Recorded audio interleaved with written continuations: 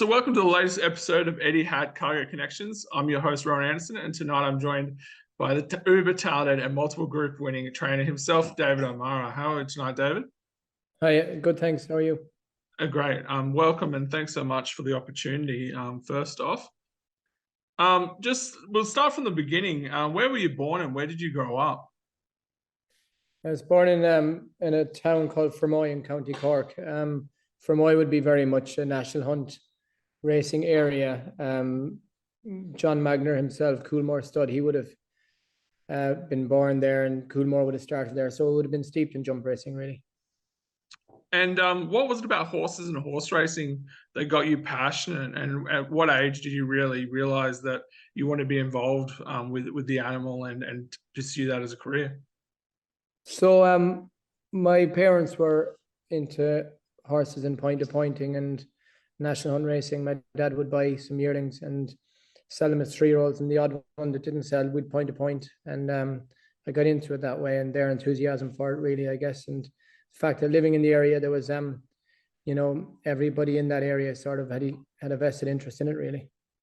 Yeah, and you were a jockey for close to 2 decades, riding for Tim Easterby. What were your highlights as a jockey? Yeah, probably not that long. I'd say in all, I rode as an amateur for probably 3 or 4 years, and maybe a professional for 9, I'd say. So Okay. Yeah, so maybe 12 or 13 years in all. What were my highlights? Look, I rode some very nice horses. Mr. McGoldrick, a few good chasers up the Tim Easterby had.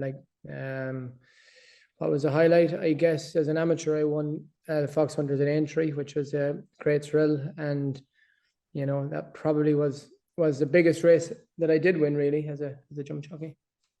And I speak to a lot of trainers now that did start as jockeys. When was it that you decided that you wanted to train rather than ride horses? I was always interested in the training of horses, and from, I guess, maybe 25 or 6 years of age, I was always buying and selling some horses. I would, buy a young horse, get it 90% fit to run in a bumper, and then send it into training, and hopefully it could run well and sell it. So I was doing that well before I got my training license, and running an odd horse and point to point. So it was always something I was very interested in. And, at 31, I thought I want to pack in riding relatively young to get, to have the energy to get something else going. And luckily it was training. And how long have you been training for now? I got my license in June 2010. Okay. And some highlights of your career so far. Pallavi mentioned Lord Glitters, as well as your many group success domestically and internationally, G-Force, Move in Time, Amazing Meara, and Lord Glitters. What have been some highlights in terms of training side of things? Been plenty. You've mentioned a few of them there. We've gone to America very successfully.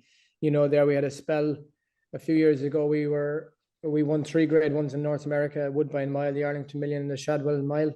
We're second in the Breeders' Cup Mile with Mondale East. So we had some good trips over there. Meara was a big highlight, as was a horse of mine called Custom Cut that won me multiple group races, and we've won a lot of the big heritage handicaps in the UK, and then in the Middle East. What have we done? We've won quite a few races in Dubai with Lord Glitters, Salatine, Sudwa. Earlier than that, a horse called Montras won out there. We've won the Doha Sprint, the Bahrain Turf with Lord Glitters. So there's been loads of highlights, really. It's been a good run. And just talking about the UAE and the Middle East, how long have you been taking horses out to the carnivals? Penitent was my first horse that went out, and I'd say he went out, just let me think now. He might have gone out in 2014, maybe. Okay. 2013 or 14. The Tapata was still down in Maidan at the time, anyway. So that was the first one out there. Yeah, and just starting with tomorrow night at Maidan, you've got a range of nominations. I looked at the nominations earlier in the week around Tuesday, and I've looked at them again yesterday. I noticed in the Dubai Racing Club Classic, you had Get Shirty nominated. but he wasn't listed in the final race card. Yeah. Yeah. We've got Charging Thunder runs in that race now. Yeah. Get Shorty would have had to give a lot of weight away. So he can wait for a couple of weeks and run in a listed race against the same horses, probably off levels, That's Get Shirty, is it? Yeah. Yeah, excellent. And so Charging Thunder, the 5-year-old, how's he looking for that Dubai Racing Club Classic? He's a good horse. He had a great year last year. Can't remember how many times he won, but he only went down narrowly in a very good race at Hayda, the Old Borough Cup. Yeah, I think it was the Old Borough Cup. He liked the fast ground out there. He's a horse that he's from a family that you'd know well out there. Charlie Fellows' his horse, Prince of Arran. Yeah. He's a brother of his. The family get better with age. So this fella, I'm certain he will too. I'd expect him to have a good carnival. Yeah. And you mentioned the listed race for Get Shirty. Is that when are you aiming for that race? I think that's on the 20th. Okay, the 20th. And then you've got the Alpha Haiti Fort tomorrow night as well. You've got is it Shalar you've got nominated in that race? Shalir? Yeah, Shalir, yeah. Yeah, so dropping back to 7. He's probably better at a mile. You could argue maybe he might be even slightly better on soft ground, but he has form and fast ground. He won the Balmoral very impressively in his last run for us. Went up a fair bit in the handicap for it. We'll get him started over 7 furlongs now and see how we go. But there are some mile races coming up for him. And that was a very handy start, a handy win and a start in November, as you mentioned as well, from him. So a lot to look forward to. And what are your plans going forward for these 3 in particular, following these races for the season as well as beyond the UAE season? Okay, so Get Shirty will race out there 2 or 3 times, and he's got a nomination for Saudi Arabia as well, depending on how he gets on in Dubai.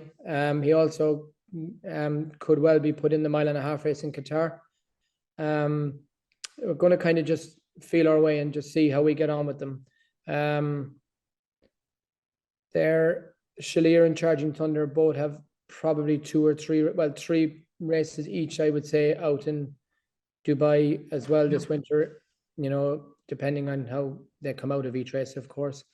And then they'll come back. Shalir may well have a run in the Lincoln when he comes back from Dubai to the UK, if he's still in good form and all's gone well. Charging Thunder might have a little bit of a freshen up. He tends to like better ground, so he might have a bit of a freshen up and then just start a campaign in the UK in May, and hopefully that leads him into pattern company, into like listed and group races in the UK.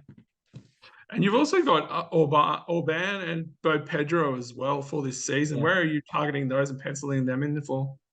So Orban had a great year last year. I always thought he was a soft ground horse, but I think he's knocked that theory on the head this year. He's actually performed better on decent ground. Bo Pedro will start in the Lincoln. I'd hope that he has a good prep between now and the end of March for that. I'd be keen to run him there, and he won't mind the ground. He'll go on slowish ground, which you often get at Doncaster that time of year. And you mentioned a moment ago you're looking at taking some of the stablemates to Qatar. To Saudi. Are you looking at any other hopefuls in Qatar or just the Saudi races? So I've got Summergand, who won the Air Gold Cup. He's earmarked for the sprint in Qatar as well. And I've got a horse that's doing well at the moment here in the UK called Alligator Alley. He's very much a 5 furlong horse, but I might just try him and see if I can stretch him out to 6 out in Qatar. So I might send a couple out there for the sprint. Shalir might go over to Qatar for the mile if he's getting on well in Dubai. Yeah, awesome. And you mentioned you've been going out to the carnival in the UAE for a fair few years now. What are your thoughts on the profile of racing in the region, especially as it develops into the future and we have the build-up of that carnival as it progresses in stature? I feel that the racing in the Middle East is getting stronger.